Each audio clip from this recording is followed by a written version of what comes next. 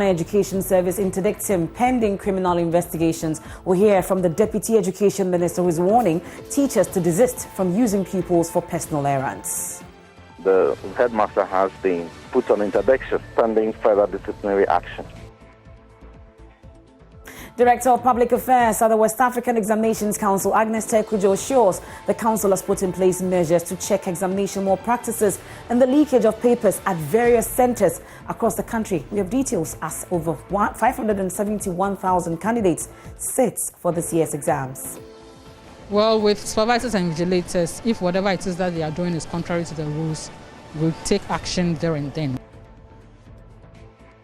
Also tonight, the Ghana Private Road Transport Union kicks against proposed road toll increment in the 2022 budget. We'll hear from the PRO of the union.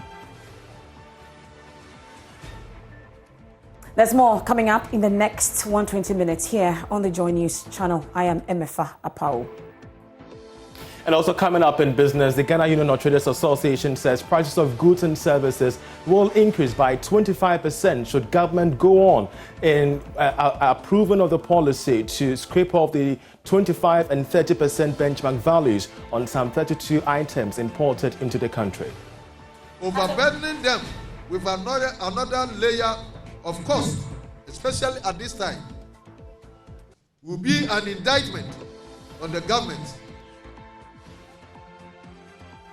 That's and more in tonight's edition of Joy News Prime, coming to you live from our studios here in Kokomlemle. We're on your digital terrestrial TV because we are free to air. Also find us on DSTV channel 421. Go TV is channel 144. Many thanks for choosing us. We're right back with details.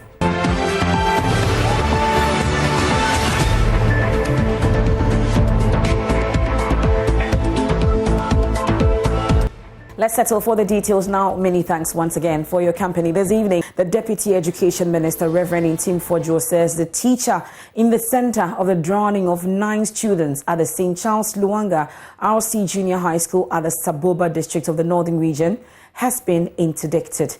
He said a committee has also been set up to investigate that particular incident. We know that the Deputy Education Minister, Reverend Ntim Fordjour, made this announcement at the Saboba when a delegation led by the Deputy Minister met with families of the deceased to commiserate with them. We have paid a visit to the families of the 9 gentlemen who lost their lives in the Saboba incident. We have commiserated with them, we have ascertained the situation, and the police is assisting in investigation, and the process is taking its course. Never again must lives be lost. And the practice of teachers and some heads of schools using students as labor to carry out tasks that are unauthorized must be a thing of the past. It's archaic, it's outmoded, it's an affront to the code of conduct of the Ghana Education Service. Therefore, the necessary disciplinary actions have been initiated. Well, at the same time, the legal processes have also been commenced against the gentleman, the headmaster who offended. But as a signal to all our teachers and all our heads of schools across the length and breadth of the country, we cannot pretend to say that this incident is isolated at Saboba. Unfortunately, lives have been lost at Saboba, and that has heightened a lot of interest. But we are signaling that the practice of using children that have been sent to school to be taught, to be trained as labor for private and personal exploitation and to be carrying out tasks that are unauthorized are all offensive under the code of conduct of the Ghana Education Service, and this practice must be rooted out. What disciplinary action has been taken against the headmaster? Immediately that the matter came to the attention of GES, the headmaster has been put on interdiction pending further disciplinary action. On the other side, the police have also arrested the headmaster and have since put him before court. The court has remanded him for 2 weeks pending further investigation. So the law is taking its course and disciplinary processes on GS side is also underway.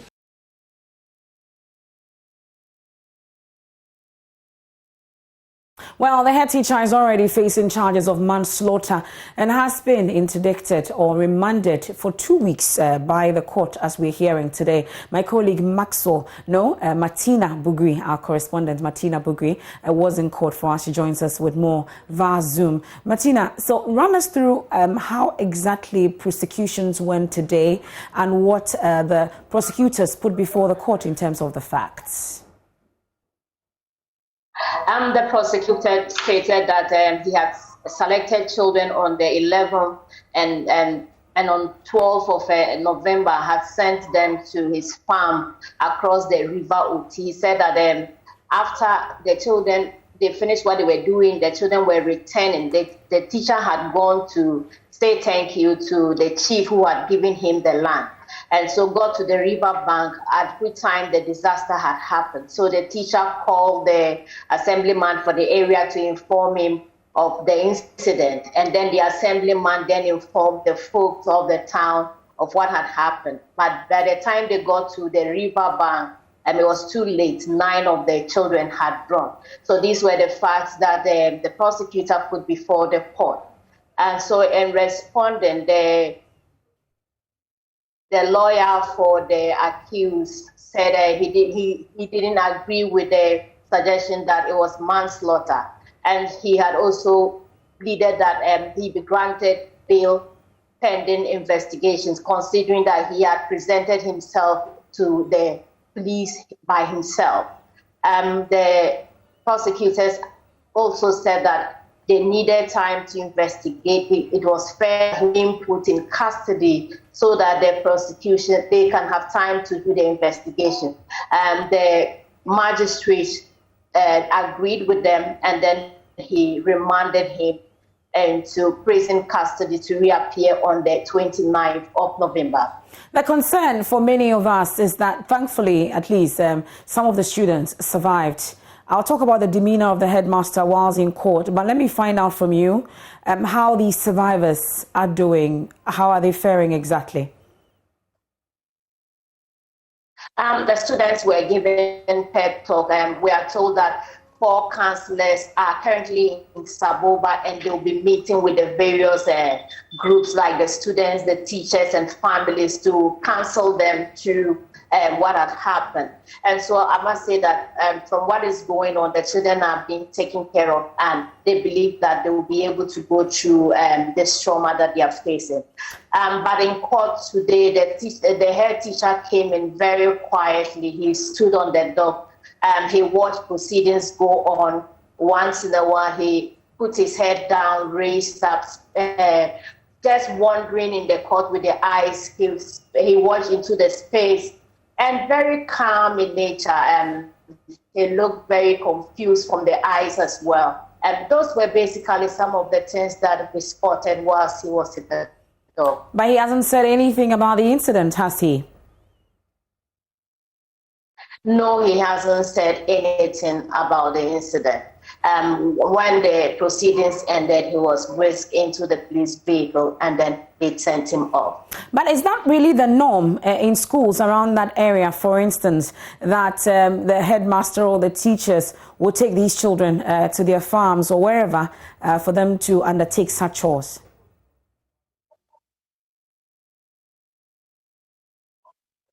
It is very common. It's a very common phenomenon where teachers would send their pupils or students to farms or do house chores for them.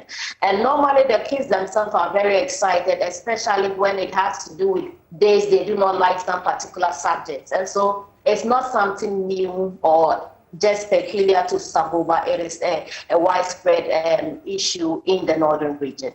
But just so we are clear, what were we told actually was the cause of this boat capsizing, carrying these children on their way back from the farm? And we have had different accounts. And today in court, the prosecutor did not state exactly what happened. He just mentioned that when the head teacher got to the river bank, the disaster had happened. He didn't state exactly how it happened. Okay. But from some of the children, they talked of the boat hitting something and one of them falling off.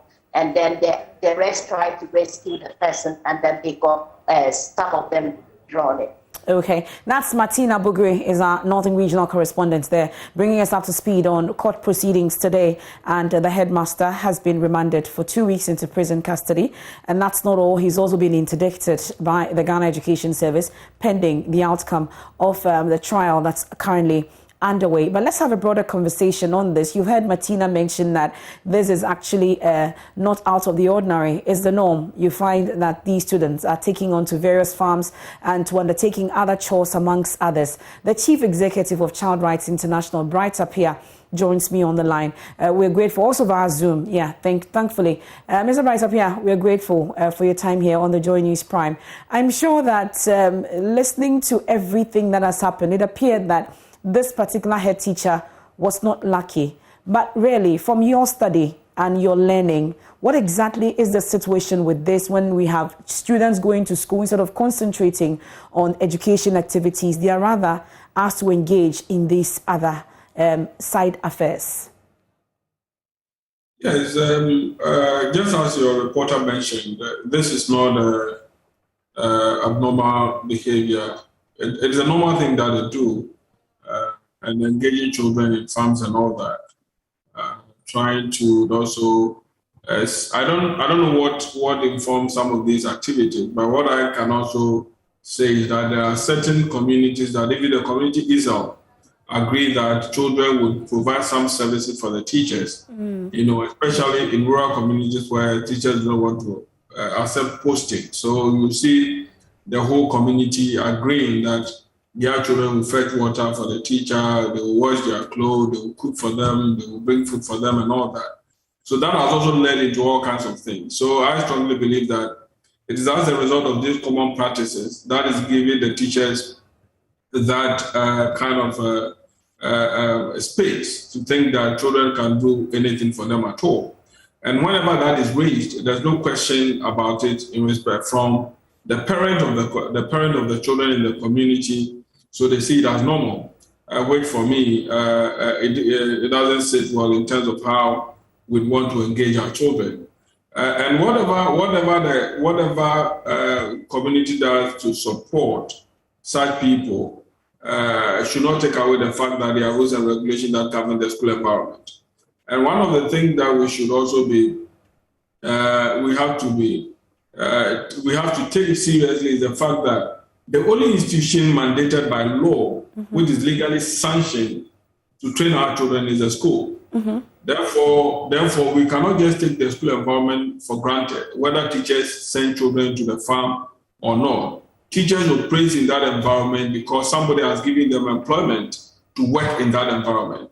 And it's the responsibility of the employer to ensure that the safety net within the school system is adhered to, and then where there is a breach, there will be enforcement and all that, whatever punishment that will be given and all that. But if you look at this, you will realize that all of them have neglected their basic responsibility towards these school children, whether in the rural communities or in the urban areas. So clearly, there's a negligent act, whether the headmaster has committed a criminal act, which, of course, the system will deal with it. Just as the Deputy Minister said, they have invoked their authority by interdicting the teacher, the headmaster. But what we are also taking out of this equation is that we are taking Ghana Education Service out of this equation. And for me, we should not take them out at all. If they have even accepted that their employee has committed such an offense and they have gone ahead to interdict the teacher, they have also gone ahead to make a referral to the teacher to go to prosecution, then it is for us to also hold Ghana Education Service responsible for their negligent act in respect to these happenings, so that it serves as a precedent for anybody who will be given that authority in respect to issues related to children. So we are not going to take this matter as just a matter of a matter that a teacher has committed offense. Okay. It's a collective system that has resulted into this. So any participant in the process of rendering education to our children must also be held responsible. So we should not only, I would plead with the media that we should not only discuss in the context of what the headmaster has done. If, for instance, if this had happened and there is no any casualty, I don't think that we'll be here discussing it. Exactly. But it will be an act that will go on over and over again, which will going to affect the welfare of our children, and now nobody is seeking to protect them. So once they are dealing with a teacher on the basis of criminality, once the employer has invoked its authority by interdicting them, then it's time to reason that we can also hold the employer responsible for the negligent act that resulted into this. So, Mr. Appiah, there are those who say that there's the danger also where you've talked about the fact that the teachers and the school has that mandate to educate our children, for instance. But there are cases where people say, or these teachers or head teachers say, that going to the farm and giving them weeding and other things is part of the education process. That's the justification some give, for instance. So by saying that they should not allow the children to engage in this, are we not limiting their powers and, for that matter, their mandate to educate their children the best way they think they know how? Yeah, the context should be very critical in the whole discussion as to whether it is for learning or it's for labor. So once we are able to draw that distinction, then we come to the conclusion that what they participated in is for learning.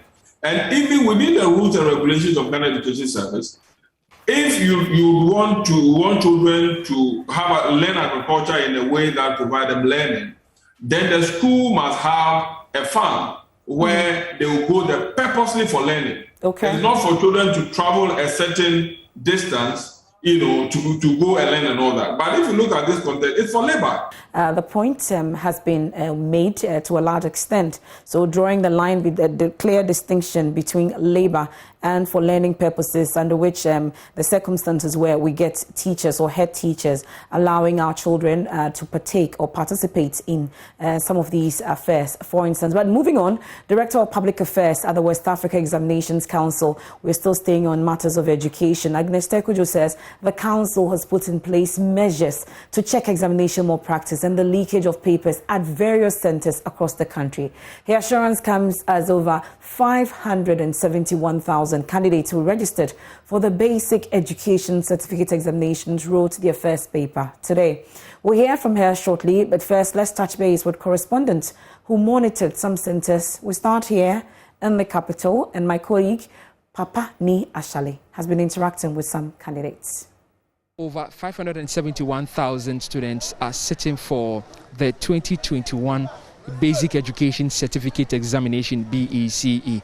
This also is the very first time that students from the junior high school are sitting for the exams since the Ghana Education Service changed the trimester system, which also known as the terminal system, into the semester system, where they are to go just in 2 streams rather than the 3 terms that we know. So we have been interacting with the Director of Education for the Ayawaso North Municipality, and she tells us that they are hopeful of getting 100% in this year's BECE. This year is that we want all our children to pass and then be able to go to the senior high school.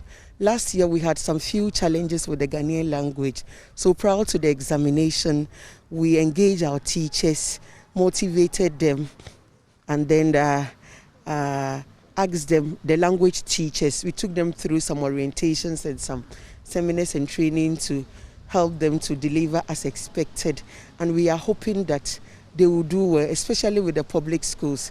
And then even with the private schools, we also encourage them. When we did the school performance appraisal meeting, we realized that Ghanaian language was a challenge. So we engaged all of them and then motivated them to help solve that problem. So we are expecting that this year, Ghanaian language will no more be a challenge to the municipality. We will sail through successfully. So what is the pathway they're expecting? This year, I've told all my schools that we're going for 100%. Wouldn't that be a difficult thing to expect? It's better to set it that way for them to strive to reach there than to set a lower standard. That will be easier. So I have pegged it there, and I've told them they've signed performance contract, both public and private, and I'm expecting that they will work towards that. So I have with me one of the many monitors that have been dispatched to monitor the ongoing Basic Education Certificate Examination. I have with me Mr. Eric Dare. Mr. Dare, what exactly are the monitors to do on the ground? Okay, so we are monitoring the conduct of the whole examination. We oversee the supervisors, the invigilators, and then the student body has to whether the entire examination environment is serene, and the conduct of the student as to whether they are following the regulations as indicated by WAEC. And then we also ensure that whatever that they're supposed to do, or where, like, identify those who are absent, get reasons why they are absent, or the absenting candidates, and then the total number as to whether if somebody have any particular challenge, like for instance, if somebody falls sick or is not able to write a paper, we make sure that all available help will be provided to the person. So that's my colleague Papani Ashale monitoring today the BECE, especially in the capital. We're told the situation was no different elsewhere. All students in high spirit and for the first day hoping to complete successfully. But I'll take you now to Fuvema in the Volta region, where residents are still counting their losses following the devastation caused by a tidal wave in the area. Our correspondent Ivy Setoji reports that some BECE candidates in the area have been relocated and camped at Anyanui, a neighboring town in the Angloga district. She joins me via Zoom with more from the Volta region. Well, Ivy, what's the situation? These students, are they in high spirits? What exactly have they been up to on the first day? Well, yes, they were, but not like the other students or other colleagues who were not affected. So these students from Fuvema, actually they are 19, were camped at Anyanui, and then today they were taken to the various centers. They have centers like the Zion College, that is Ziko, Angon Technica, Angon Senior High, and others. So they were taken to these places to write their exams. Yes, of course, they told us that they were prepared, or they are prepared for the examination, despite everything, but not like with the things that happened, the tidal wave and everything. They were a little bit disturbed, but they are hoping that after everything, at the end of the week, after the exam, they will come out successfully and go to the schools of their choice. So yes, they are doing well. We are just hoping that they do their best. But there was no special dispensation for them or special arrangement for that matter for these students, apart from moving them to Anyanui? Yeah, so no, actually. They were moved to Anyanui and were taken very good care of, because some of these students are from very poor homes, and so they have been taking good care of their food, their water, everything provided by the Angloga DCE. And some other people, the MP as well, and some other individuals who decided to help these young people so that they can have that peace of mind. So these are the things they provided for them, and then give them transport or took them in a car to the examination centers so they could write their examination. Now, apart from that, all other affected areas were able to, students in those areas were able to write their examination well, and they are also hoping that they come out successfully. Well, thank you, Ivy. And earlier, you have also been reporting that the Volta Fair has kick-started smoothly for the next 2 weeks. It will be happening at the whole sports stadium, and we'll be monitoring events there. But we'll take you to the Ashanti region now. And this year, the region presented the largest number of candidates, with 111,432 students sitting for the exams. Mohammed Nuruddin is our man on the ground, and he filed this earlier report. More than 111,000 boys and girls have begun the basic education certificate examination in the Ashanti region. At the Old Tafo Municipal Assembly, 2,047 students are taking part in the exams. Officials say they would uphold the integrity of the examinations. At the Old Tafo MA Junior High School, 4 students were absent on the first day of the examination. 1 girl and 3 boys. 1 traveled, another was sick, and 2 others dropped out of school. Ya Enima Amwa is the supervisor. I recorded 4 absentees, 1 female, 3 males. Reasons for absenting: 1, I learned to travel to Nigeria. 1 is not well, and the other 2 have stopped schooling. So far, we had a very smooth exam. So we are praying that the subsequent days it will be the same. The students are optimistic their efforts will not be in vain. I've learned very hard to get, and I have that confidence to get A1 in social. For me, there was no difficult question for me because all the questions I was able to solve them perfectly. The least will be 2. I am sure that I am going to pass the exams because the questions were simple, and if you read it, you will understand what they are trying to ask you. The only challenge I had today is that they've been going out to urinate, drinking water, washing themselves and so on. But the first day, so we've observed that, so from tomorrow we know how to deal with them. For Idris Ahmed, the exams were tough, but he would excel. This paper was not easy, but indeed we were able to write it, and we are hoping that we're going to get a good grade. Yes, I think we're going to only me and the whole candidates. We're going to have a good results. On Tuesday, the students will sit for mathematics and basic design and technology. A report by Mohammed Nuruddin. We can only wish them the very best, these students. Now, we can hear from the Director of Public Affairs at the WAEC, Agnes Terkujo, assuring measures have been put in place to check examination malpractice and the leakage of exam papers. She spoke to Joy News during a tour of some centres here in the capital. We have been going on round with the folks from the West African Examination Council, who are the administrators of the exams. And this is what Agnes Terkujo, who is the PRO, have been telling us. Well, the candidates should be in the examination room by now. We expect that they go according to the rules of the examination. They should not take any foreign material with them. They should read through the instructions carefully.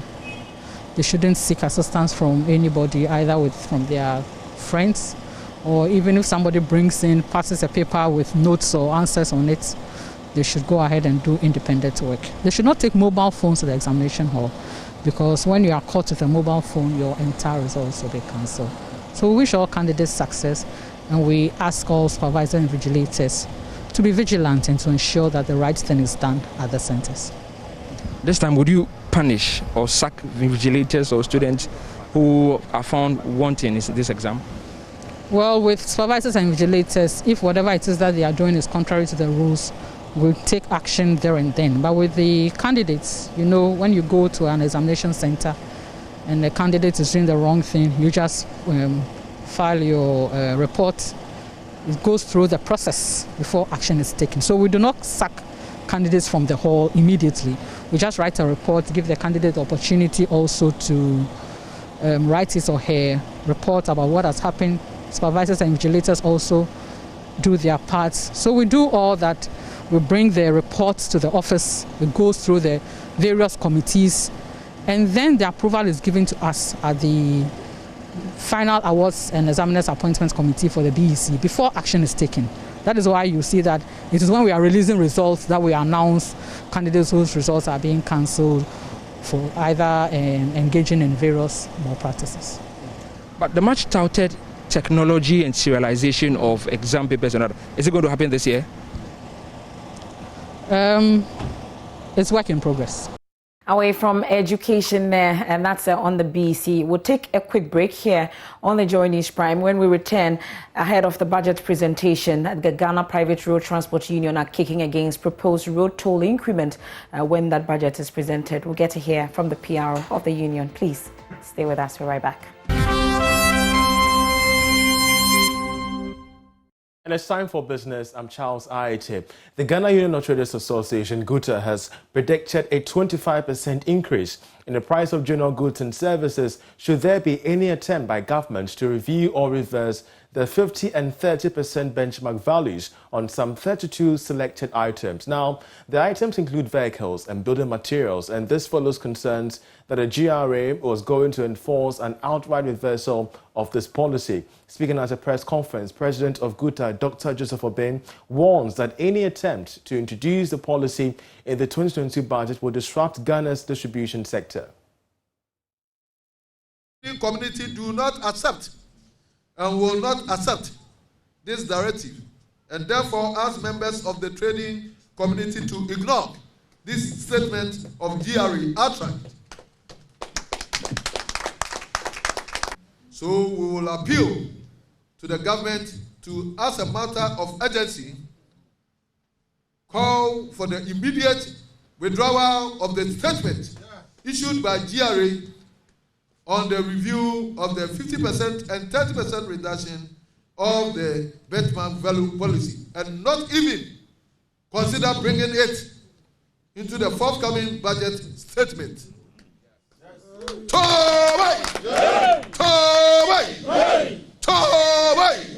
We know fully well that the government is very sensitive to the plight of the Ghanaian trader and the Ghanaian consumer as well. Overburdening them with another layer of cost, especially at this time, will be an indictment on the government. So we will appeal to the government to, as a matter of urgency, call for the immediate withdrawal of the statement issued by GRA on the review of the 50% and 30% reduction of the benchmark value policy, and not even consider bringing it into the forthcoming budget statement.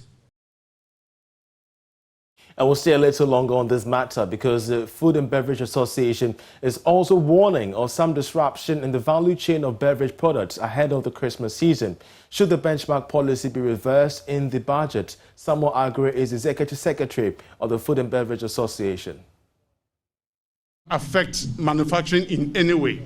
What we need to ask for is for government to reduce the taxes that we are paying and also reduce the 5% manufacturing or the raw material values that is being paid.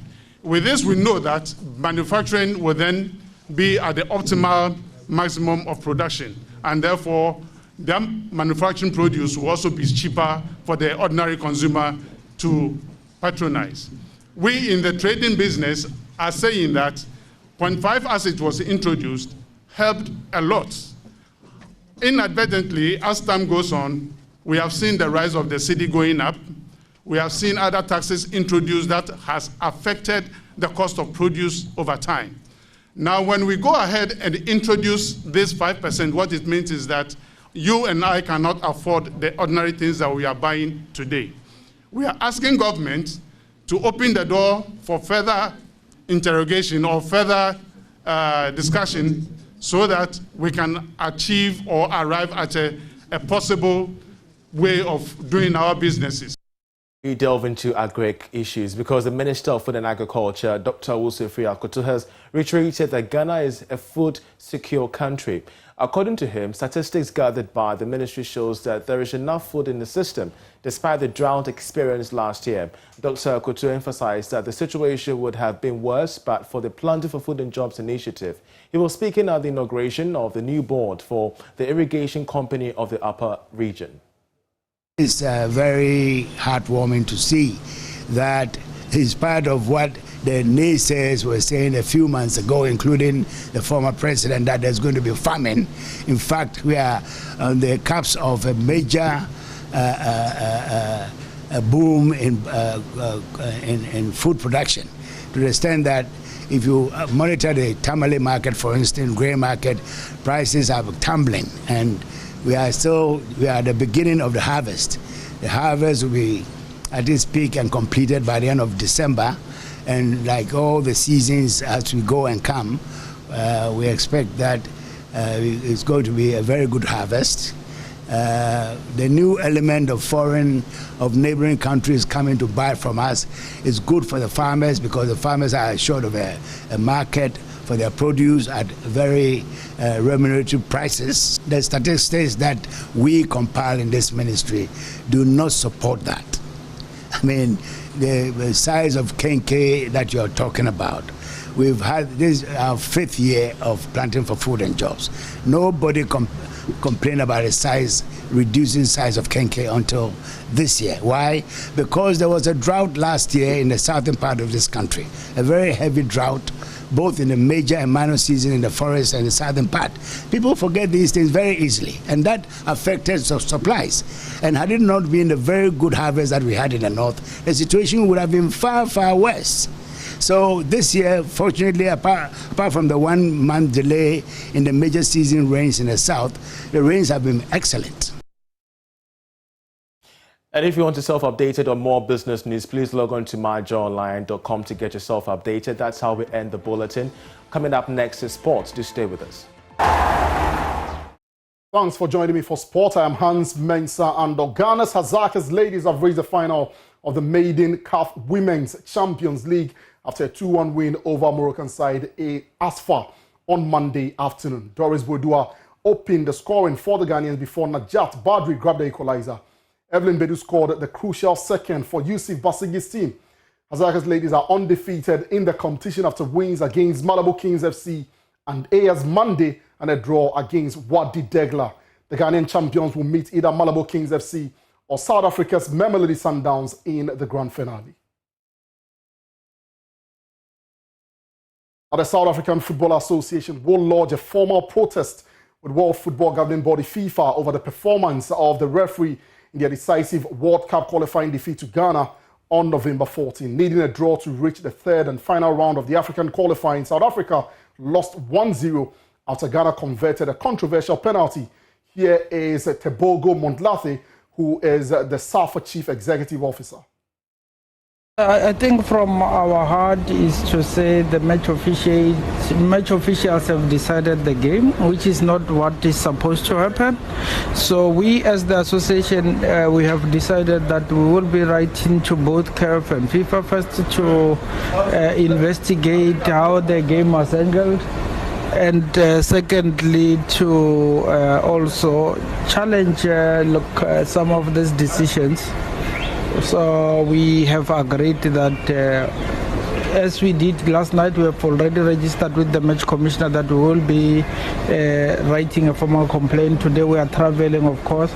Wednesday we will then have a press conference. After we'll have done all, we have ticked all our boxes and submit, of course, a full complaint which is supported by all the evidence which was there, to say that game either it was indeed manipulated or the referee said done something wrong before that game, but we are very disheartened by their action and we can't leave it and let it destroy the players. When we have the chance to challenge it, we will challenge it. We feel very, very much robbed because it is not an isolated incident of a penalty. There are just a lot of questionable decisions by match officials, and of course that's why we said we will get an expert which will just dissect what are the incidents so that we can make a strong case. And of course we are looking at the precedents which FIFA set by ordering us to replay Senegal, and we think if justice needs to be served, the same decision needs to be taken against this Ghana game. Our Communications Director of the Ghana Football Association, Henry Asante Chum, however, does not agree with the sentiments of the South African FA. We did not think that we gave them a raw deal. I think the referee on the day was okay. We've been to places where officiating did not go our way, but we did not even comment. For instance, the game we played against Ethiopia, there were certain bad calls from the referee. When we played against Zimbabwe here in Cape Coast, there were certain bad calls. And he even took a penalty against us here in Cape Coast. So yes, things will not always go your way, but if it is that it happens in situations like this where a draw will take you through and you are prepared, you look at how they set up to defend, until we scored and it got to the 75th minute, the 80th minute. That was when they started piling pressure in need of the equalizer, because that would have taken them through to the next round. So yes, we respect their decision. They can go to FIFA, but I am afraid I don't think it will change the outcome of the game. We won fairly, we fought very hard for it, and we are glad that we are through to the next. That'll be all for sports. For more news, log on to myjoyonline.com. Click on the sports link. Read the very latest from the world of sport. I'm Hans Mensah. Many thanks for your time.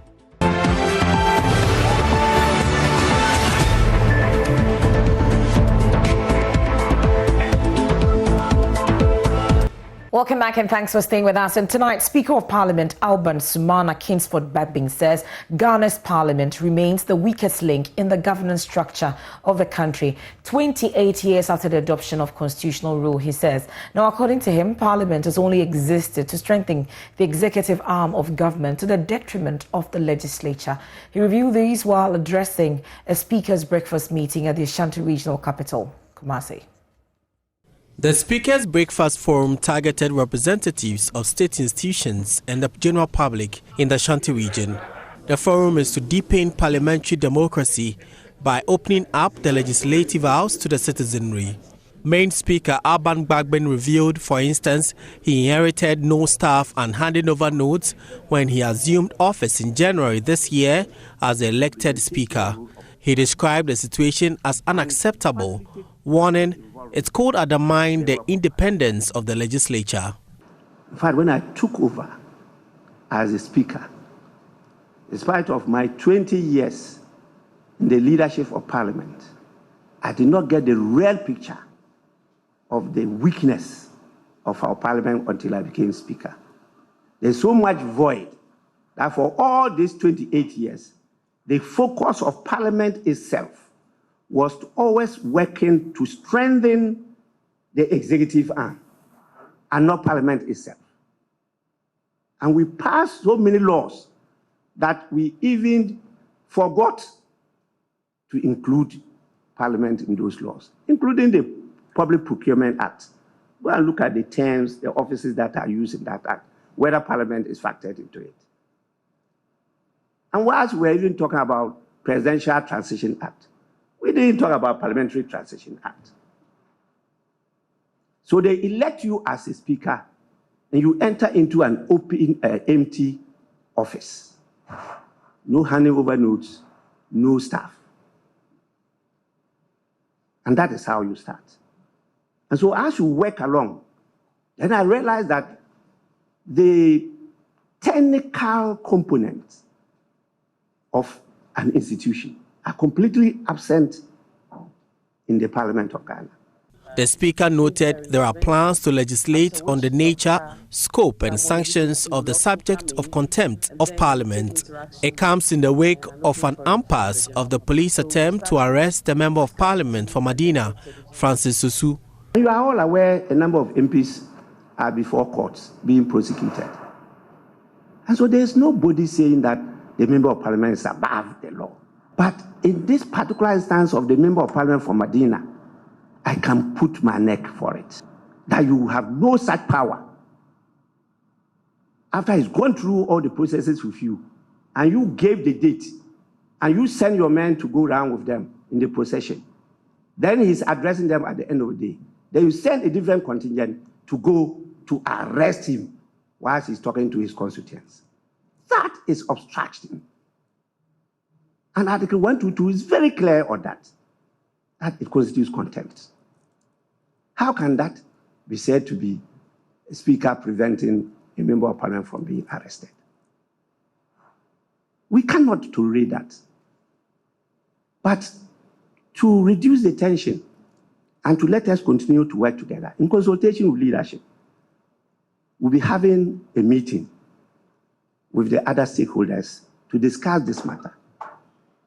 And we'll be guided by the judicial opinion. And we as Parliament will have to legislate on the nature, the scope, and the sanctions involved when you're talking about contempt of Parliament. And so these things will be looked at in detail, not just the skeletal provisions in the Constitution. And I hope within next year. Well, from one arm of government, let's get to the other arm, which is the judiciary. And the Chief Justice, Christine Inyeboa, has implored journalists to raise the standards in court reporting to protect the image of the courts and to ensure efficient delivery of justice. Speaking at the inauguration of the Judicial Press Corps, the Chief Justice bemoaned the practice where faulty reporting brings the delivery of justice into disrepute. There's more in the following report by my colleague, Kweku Asante. Successive Chief Justices have attempted to officially create a Judicial Press Corps to streamline reporting from the courts.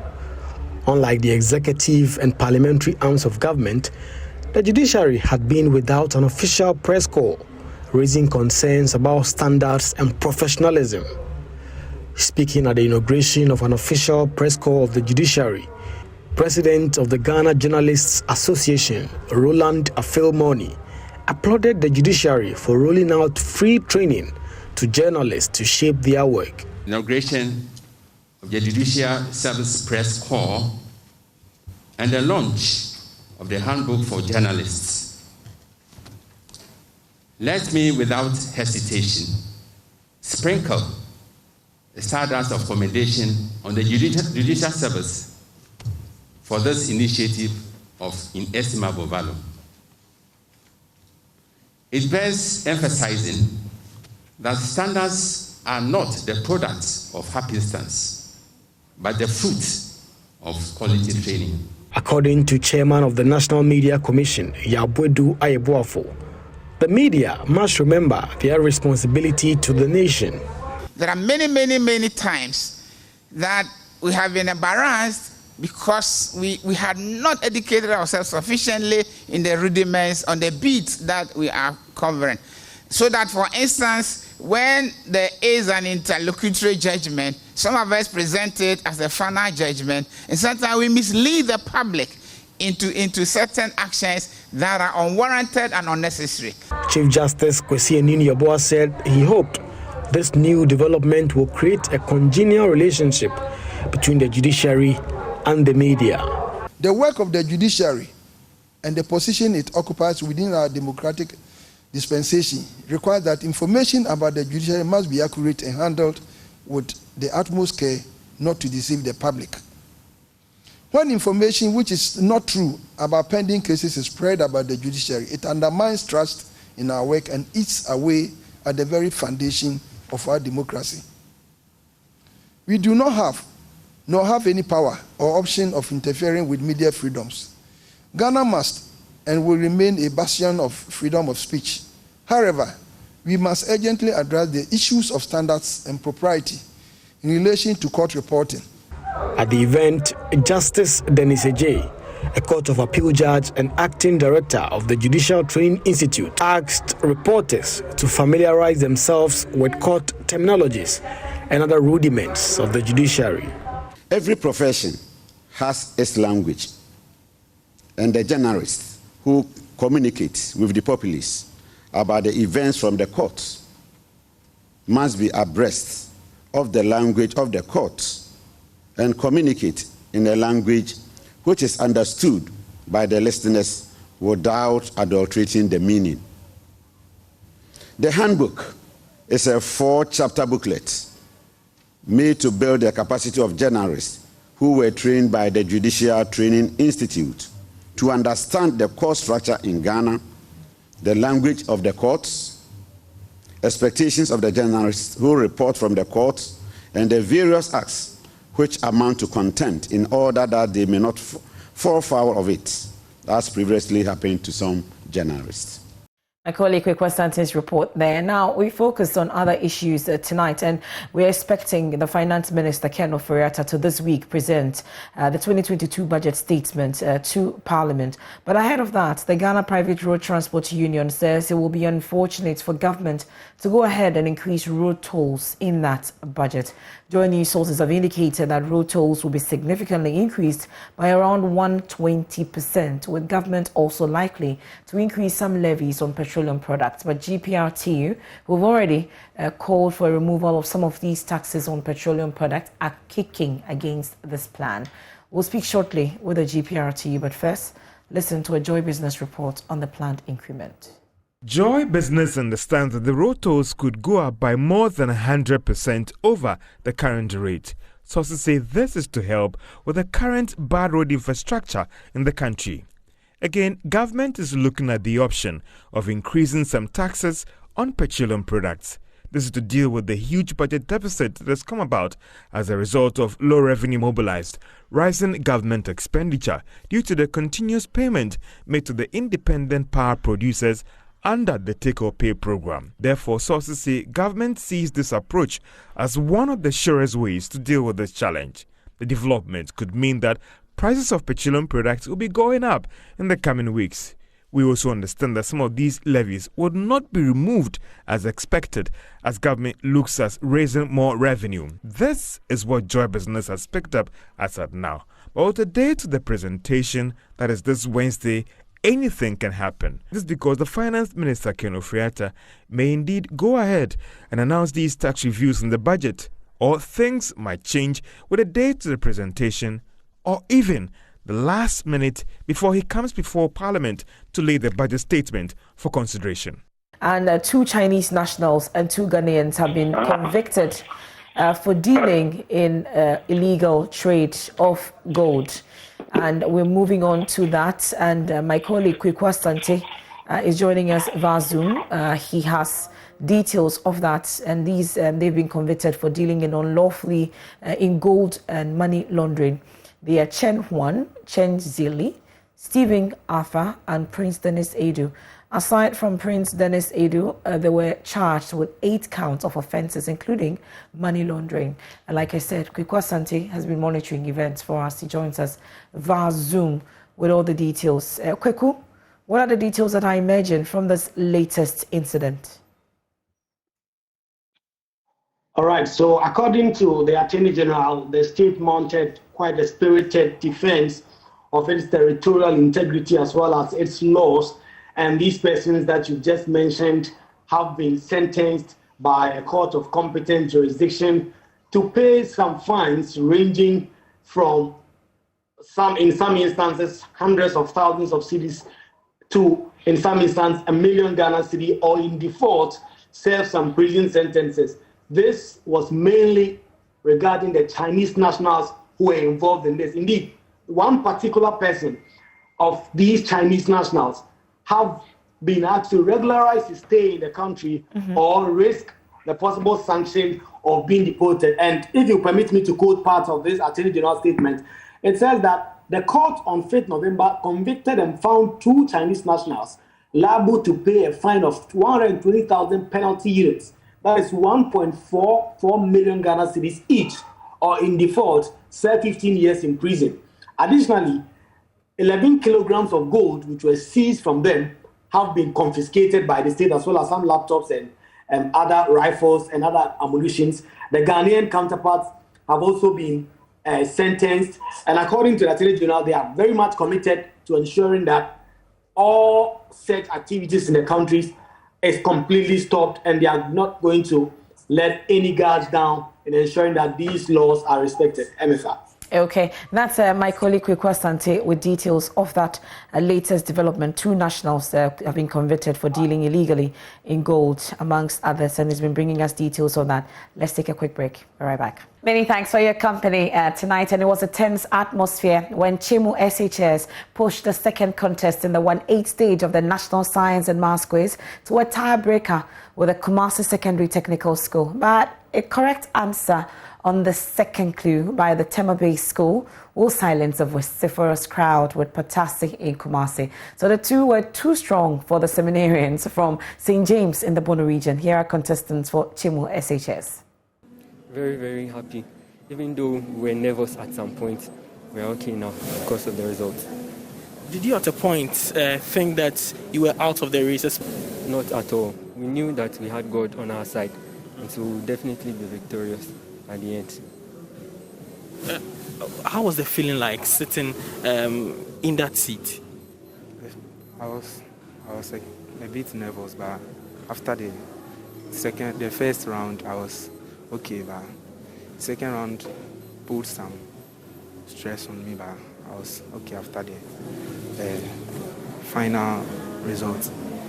So how did it happen? In the first round, you did very well, started well, and you were leading. In the second round, Kumasi Secondary Technical School kept closing the gap at a point, and they overtook you. How did it happen? I don't really know what happened. So you are one of them, and unfortunately you couldn't sit today for the contest. But how was the feeling like watching your colleagues up here? Yeah, it wasn't that easy, especially after round 2, looking at the scores. Yeah, we were very scared, but still we had hope and we continued to pray. and God being on our side, we won the contest. So we are very, very happy. So have you identified any flaws in your performance and areas that you think you should improve upon? Yes, we have, but we are going to work on them and then come back stronger. So they should watch out for us.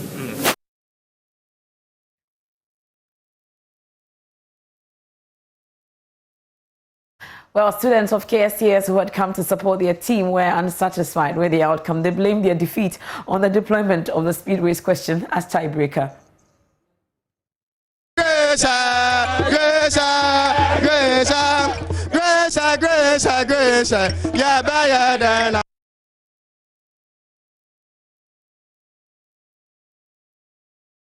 Actually, I feel okay. Like, I'm happy though because they've tried their best, and though they did what they can do, so I feel happy.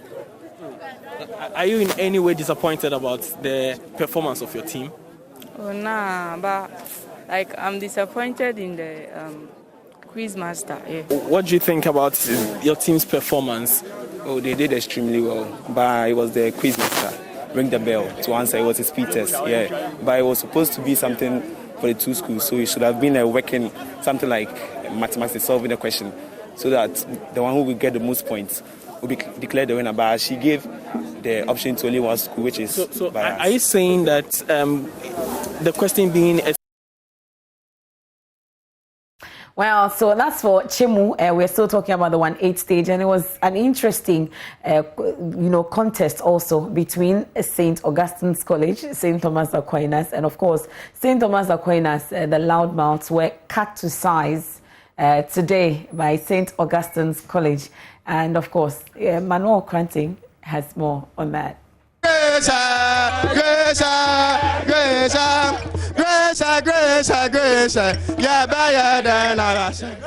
So I'm here with the boys themselves, the ones who have beaten the Toms. Congratulations, guys. How does it feel? I mean, there was a lot of expectation ahead of this contest. Were you expecting this much? 64 points. Well, to be honest, we left the entire contest to God, and then we asked him to lead us what we do. So then it's to him that we give the glory. What was the secret behind your performance on stage? Before coming into this contest, we knew the amount of preparation we had done, and we knew who we were coming with. We were coming with God, and we knew we were going to be victors in the contest. I see. It seemed to have been a very, easy contest for you right from round one. Were the questions that easy? No, I think it's because we maintained our composure, and then this helped us. Now you're moving into the quarterfinals. I mean, it's getting more difficult in the quarterfinals. I mean, what should we expect from you? What should we expect from you in the quarterfinals? Well, we know who we came here with. He's going to be with us from 1-8 through to quarterfinals, through to semi-finals, until we get hold of the trophy and bring it back to St. Augustine's College. So you're garnering for the trophy itself? Yes. I see. Who do you think is going to be a real threat to you in that journey? With God on our side, we see no one as a threat in our way. Anyone we meet, we are going to demolish. What's your message to the St. Thomas Aquinas boys who came and they thought that they were able to beat you today? Well, we wish them all the best in their endeavors, and then we thank them for an exciting contest. Okay. They were a good competition. They weren't a small school, but then at the end of the day, only one school had to win, and of course, it had to be us. So we tell them to hope for the best. They should go and prepare and come win next year. You may most probably meet Pesco in the semi-finals. That's going to be difficult, no? Yeah, honestly, it's going to be difficult, but then we know we'll pull through. We came with God. We are mentioning God because we know what He can do. Thank you. So these are the guys from St. Augustine's College. I told you 2 hours. Oh, you told me 2 hours. I told you 2 hours. Okay. All right. What was the secret? Shots fired. I remember last year, it was an Accra school that eliminated St. Augustine's College. This year, watch out for us. All the Accra schools, we are picking it here. And St. Thomas Aquinas have indeed seen their real size at this point. We'll give you more of the National Science and Maths Quiz, proudly produced by Primetime Company. And many thanks to all our sponsors for making it possible right here on the Joy News channel. And that's it for tonight's edition of the Joy News Prime, after St. Thomas Aquinas have seen their real size at this point. I am Emefa Apo. There's more news when you log on to myjoyonline.com, and later on, Evan Spencer, who went to St. Thomas Aquinas, will be here with PM Express. Please stay with us.